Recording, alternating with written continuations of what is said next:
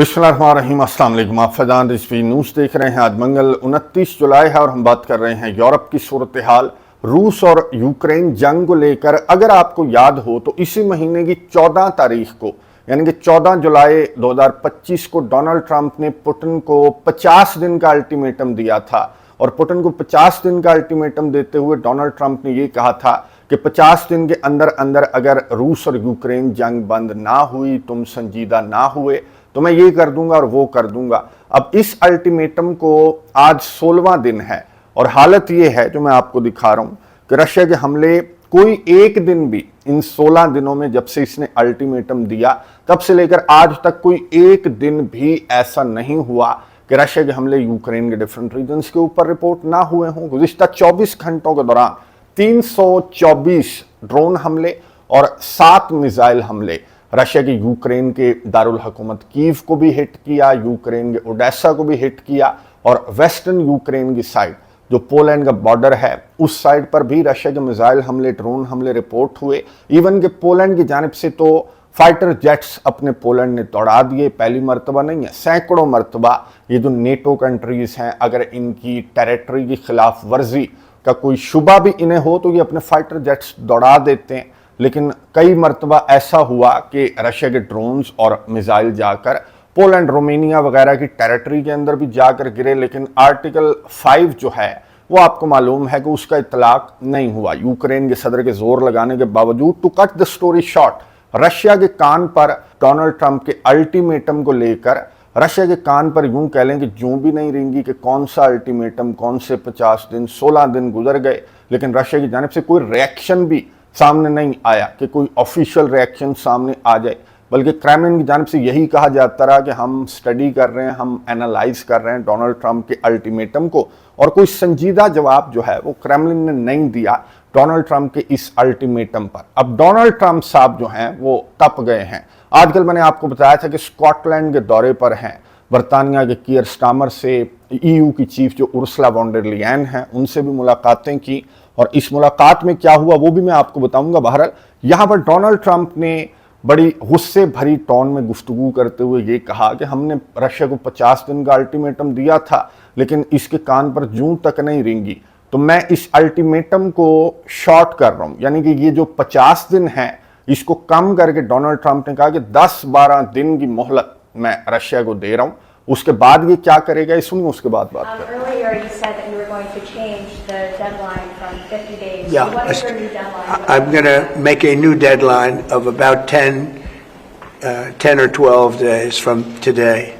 There's no reason in waiting. There's no reason in waiting. It's 50 days. I want to be generous, but we just don't see any progress being made. Yeah, I'd say 10 to 12 days. I'll announce it probably tonight or tomorrow. But there's no reason to wait. If you know what the answer is going to be, why wait? And it would be sanctions and maybe tariffs, secondary tariffs. You know what a secondary tariff is? गुफ्तगू आपने सुनी America के सदर Donald Trump की, जिन्होंने Scotland के अंदर कीयर Starmer के साथ बैठे हुए थे, गुफ्तगू करते हुए ये कहा कि जी 10-12 दिन, हम रशिया को 10-12 दिन का अल्टीमेटम दे रहे हैं। 50 दिन का अल्टीमेटम देखकर मैं मेहरबानी कर रहा था, लेकिन आगे से रद्द-ए-अमल जो है ना ठंडा है ना गर्म है, रद्द-ए-अमल तो है ही नहीं।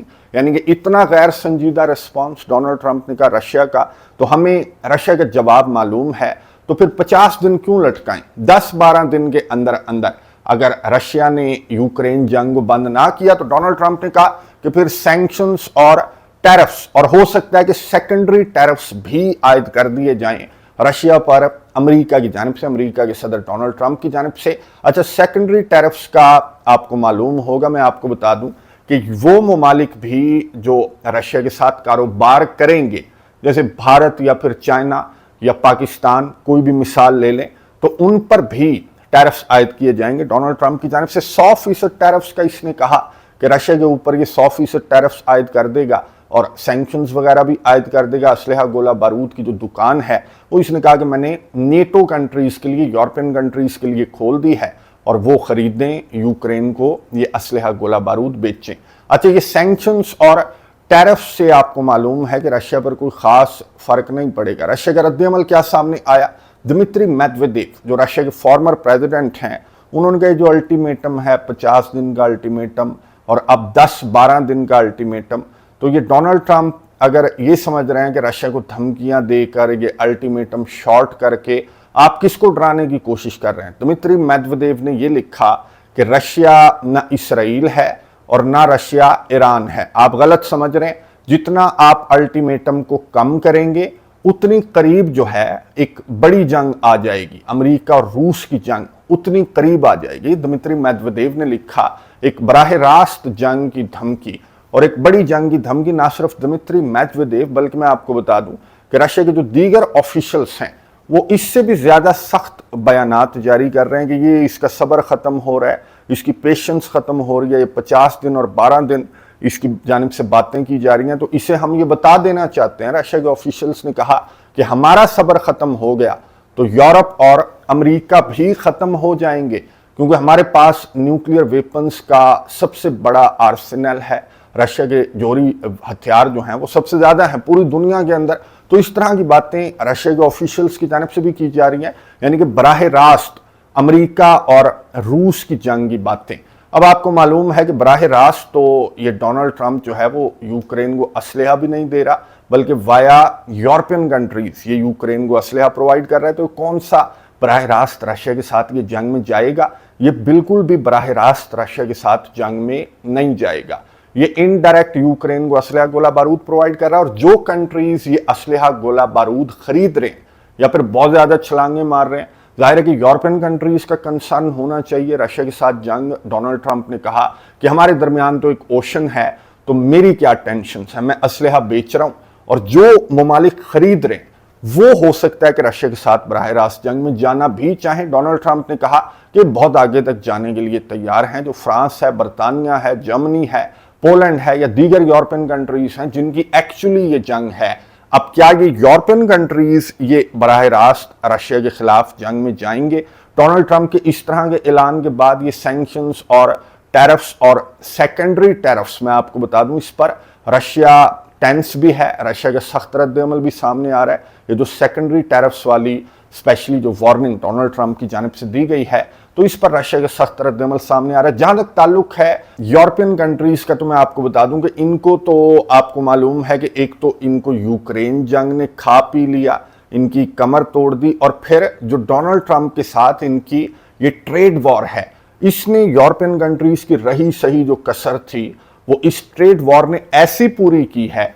अब ये डोनाल्ड ट्रंप आपको मालूम है कि इसने पूरी दुनिया के डिफरेंट कंट्रीज पर इंक्लूडिंग यूरोपियन यूनियन इसने टैरिफ्स आयद कर दिए थे, एक ट्रेड वॉर इसने छेड़ दी थी। अब यूरोपियन यूनियन और डोनाल्ड ट्रंप की मीटिंग हुई, यहीं पर उर्सुला वॉन डर लियन आई, और मीटिंग के बाद फैसला क्या हुआ? फैसला ये हुआ कि यूरोपियन यूनियन ये ट्रेड वॉर बुरी तरह से, यूरोपियन यूनियन जो है वो ये ट्रेड वॉर हार चुका है, और यूरोपियन यूनियन की जानिब से ये कमिट किया गया, ये एग्रीमेंट किया गया कि जनाब हम $750 बिलियन का जो तेल और गैस है, जो एनर्जी है, वो यूरोपियन यूनियन अमेरिका से खरीदेगा 3 साल के अरसे में $750 बिलियन, यानी कि सालाना यूं कह लें कि $250 बिलियन का तेल और गैस यूरोपियन यूनियन कहां से खरीदेगी?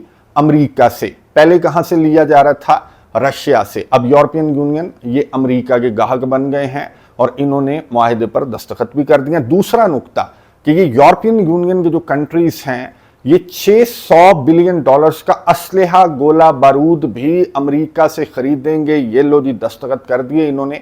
अच्छा, इसका अरसा नहीं बताया कि $600 बिलियन का असलहा 3 साल में खरीदेंगे या 2 साल में खरीदेंगे या 1 साल में खरीदेंगे। जो इनकी हालत है कि इनकी रशिया के साथ जंग है, तो मुझे तो लगता है कि 1 साल में ये $600 बिलियन का असलहा गोला बारूद भी अमेरिका से खरीदेंगे, और बदले में क्या मिलेगा इनको? अमेरिका से 15% टैरिफ्स। पहले ये 35% थे, अब ये डोनाल्ड ट्रंप ने मेहरबानी की कम करके 15% टैरिफ्स जो है, जो टैक्स है, वो भी यूरोपियन यूनियन के ऊपर आयद कर दिया है। यानी कि इतनी बुरी शिकस्त इन्हें इस ट्रेड वॉर में अमेरिका से बहुत बुरी शिकस्त इन्होंने खाई कि विक्टर ऑर्बान ने तो ये कहा, जो हंगरी के प्राइम मिनिस्टर हैं, आपको मालूम है कि ये यूक्रेन जंग के भी खिलाफ हैं, ये यूरोपियन यूनियन के भी खिलाफ हैं, इनकी पॉलिसीज के खिलाफ हैं, और इस डील पर इस डील पर, जिस पर उर्सुला वॉन डर लेयन खुश हो रही थी, छलांगे मार रही थी, हंस रही थी कि डील हो गई हमारी और बड़ी ज़बरदस्त डील हुई है, तो हंगरी के प्राइम मिनिस्टर विक्टर ऑरबान ने ये कहा कि डोनाल्ड ट्रंप नाश्ते में खा गया उर्सुला वॉन डर लेयन को, और यूरोप को डोनाल्ड ट्रंप जो है वो नाश्ते में खा पी गया है। और बिल्कुल दुरुस्त बात की, ये इतनी बड़ी शिकस्त है कि इटली की प्राइम मिनिस्टर जॉर्जिया मेलोनी ने भी कहा कि नहीं, अभी कुछ चीज़ें जो हैं वो मज़ीद इस डील के अंदर शामिल की जा सकती हैं। जर्मनी की तो यूँ कह लें कि सांसें रुक गई हैं, क्योंकि जर्मनी की गाड़ियां जो हैं वो आपको मालूम है कि अमेरिका में बहुत ज़्यादा बिकती हैं, बहुत ज़्यादा खरीदी जाती हैं, लेकिन अब कौन खरीदेगा? 15% टैरिफ्स अब तो यही खरीदेंगे। ये अमेरिका से तेल और गैस भी खरीदेंगे, ये अमेरिका से असलहा भी खरीदेंगे, ये रूस से भी लड़ेंगे और ये यूक्रेन से भी लड़ रहे हैं। मैं आपको बता दूं कि यूरोपियन कंट्रीज़ यूक्रेन के सदर व्लादिमीर ज़ेलेंस्की से बहुत ज़्यादा एहतजाज कर रहे हैं, क्योंकि यूक्रेन के सदर ने, मैंने आपको बताया था कि इसने 2 ब्यूरोज को बंद कर दिया था, और ये दोनों ब्यूरोज जो हैं वो यूरोपियन यूनियन के कहने पर करप्शन को टैकल करने के लिए दोनों ब्यूरोज 2015 में खोले गए थे। इनको यूक्रेन के सदर ने बंद कर दिया कि दोनों ब्यूरोज जो हैं वो रशिया के असर और रसूख के अंदर आ चुके हैं, मैं खुद इनको हैंडल करूंगा। यानी कि अपनी करप्शन छुपाने के चक्कर में यूक्रेन का सदर है, और इस तरह यूरोपियन यूनियन का रास्ता भी यूक्रेन के लिए बंद हो जाएगा। यूक्रेन के अंदर मुजाहरे अभी भी जारी हैं, क्योंकि यूक्रेन के सदर ने इस बिल को वापस नहीं लिया। यानी कि इन दोनों ब्यूरोज को, आज़ाद ब्यूरोज को इसकी जानिब से बहाल नहीं किया गया, ये अपनी ज़िद पर अड़ गया है। तो जो यूरोपियन कंट्रीज़ हैं वो यूक्रेन के सदर से भी बहुत ज़्यादा लड़ रहे हैं, एहतजाज कर रहे हैं कि ये तुमने क्या किया, इन दोनों ब्यूरोज को बहाल करो। यूक्रेन का सदर बहाल नहीं कर रहा। तो यहाँ पर इनकी अपनी लड़ाई भी पड़ी हुई है, ये रशिया से भी शिकस्त खा रहे हैं, ये डोनाल्ड ट्रंप से ट्रेड वॉर के अंदर शिकस्त खा गए, तो ये यूरोपियन कंट्रीज़ भी जाहिर है कि रशिया के साथ बराह रास्त तो नहीं होंगे। इनकी हालत इतनी पतली हो चुकी है कि यूक्रेन जंग की वजह से इनकी हालत इतनी पतली नहीं हुई थी जितनी पतली ये ट्रेड वॉर हारने के बाद इनकी हालत इतनी पतली हो गई है कि ये इस जंग को 2 दिनों के अंदर अंदर ये बंद करने की कोशिश करेंगे, यूक्रेन जंग को। तो रशिया की क्या जीत हो गई? आप मुझे कमेंट्स बॉक्स में बताएं कि ये रशिया की विक्ट्री है, रशिया की जीत है, कि नेटो कंट्रीज आपस में भी लड़ रहे हैं, यानी कि अमेरिका और यूरोपियन यूनियन ये आपस में भी लड़ रहे हैं, फिर यूरोप और यूक्रेन ये भी आपस में लड़ रहे हैं, और रशिया की जानिब से हमले भी जारी हैं, रशिया के फौजियों की पेशकदमी भी जारी है। तो क्या ये रशिया की विक्ट्री है? हरगिज़ ऐसा नहीं है। हाँ, ये यूक्रेन की शिकस्त है, ये यूरोप की शिकस्त है, लेकिन ये रशिया की विक्ट्री भी नहीं है। इन 4 इलाकों को कंट्रोल कर लेना ये कहाँ से विक्ट्री है? रशिया तो इतना बड़ा है कि इसने अपने इलाके अमेरिका को बेच दिए थे। रशिया को इलाकों की ज़रूरत नहीं है, रशिया को इन्फ्लुएंस की ज़रूरत है। और यहाँ पर विक्ट्री जो है, मैं आपको बता दूं कि रशिया की भी नहीं है, विक्ट्री अमेरिका की है। यानी कि रशिया की तेल और गैस के इतने बड़े जो ग्राहक हैं वो अमेरिका के ग्राहक बन गए, और अमेरिका से असलहा गोला बारूद भी खरीदने के लिए इन्होंने डील कर ली, और वो असलहा गोला बारूद रशिया को डैमेज करेगा और अमेरिका की कंपनियों की, अमेरिका की दिफाई कंपनियों की जेबें भरी जाएंगी और रशिया पर गोले बरसाए जाएंगे, और अमेरिका डायरेक्ट भी नहीं होगा रशिया के साथ इस जंग में। यानी कि डोनाल्ड ट्रंप ने एक ऐसी गेम खेली है, और फिर कॉकेसस रीजन के अंदर 100 साल के लिए डोनाल्ड ट्रंप जो है वो कदम जमाने वाला है। यूक्रेन के रेयर अर्थ मिनरल्स भी इसने ले लिए, और रशिया क्या कर रहा है? रशिया 4 इलाके कंट्रोल करने की कोशिश कर रहा है। वहां से इन 4 इलाकों से ज्यादा कीमती जो कॉकेसस रीजन है, जो अजरबैजान है, आर्मीनिया है, इतने पुराने इत्तेहादी हैं, वहां रशिया का असर और रसूख था, वहां रशिया सालस था, तो वहां आकर डोनाल्ड ट्रंप बैठ रहा है। और यहाँ पर अभी यूक्रेन पूरी तरह रशिया से टैकल नहीं हो रहा। जाहिर है कि यूक्रेन को तो रशिया टैकल कर लेगा, लेकिन मैंने आपको बताया कि रशिया को ये 4 इलाके नहीं चाहिए। जो कुछ डोनाल्ड ट्रंप ले गया इस चक्कर में, कॉकेसस रीजन के अंदर भी, यूरोप से भी जो कुछ ले गया, सबसे बड़ा शिकस्त खाने वाला तो यहाँ यूरोपियन यूनियन है, सबसे बड़ा लूजर यूरोपियन यूनियन है, लेकिन विनर जो है अभी तक अमेरिका है, डोनाल्ड ट्रंप है। और फायदा ही फायदा, बगैर एक बड़ी जंग में घुसे डोनाल्ड ट्रंप को बहुत ज्यादा फायदा हासिल हो रहा है। लेकिन अब रशिया की जानिब से जिस तरह का रिएक्शन सामने आ रहा है, it's too late now. Russia की जानिब से जिस तरह का रिएक्शन अब सामने आ रहा है, ये पहले सामने आना चाहिए था। अब तो यूं कह लेंगे सारा मेला डोनाल्ड ट्रंप जो है वो ऑलरेडी लूट चुका है। यूरोप का मेला भी लूट चुका, अजरबैजान का मेला, मैंने आपको बताया कि खबरें तो हैं, आने वाले दिनों में खबरें भी खुल जाएंगी कि डोनाल्ड ट्रंप यहाँ का कॉकेसस रीजन का मेला भी डोनाल्ड ट्रंप लूट जाएगा। तो ये यूं कह लें कि फाइनल राउंड है और रशिया को अपनी ये जो पेस है, ये जो रफ्तार है, इसको तब्दील करने की ज़रूरत है। आपको मालूम है कि फाइनल राउंड में इस तरह से लड़ाई नहीं लड़ी जाती जिस तरह से रशिया अभी भी ये लड़ाई जो है चले। अल्फाज की सूरत में तो थोड़े सख्त हो गए रशिया के अल्फाज, लेकिन ऑन ग्राउंड जो रशिया के स्पेशल मिलिट्री ऑपरेशन है उसकी चाल ढाल जो है वो उसी तरह की है जिसको अब तब्दील करने की ज़रूरत है पुतिन को। कमेंट्स बॉक्स में अपनी राय का इजहार ज़रूर कीजिएगा। अगली वीडियो तक के लिए इजाज़त दीजिए। अल्लाह हाफिज़।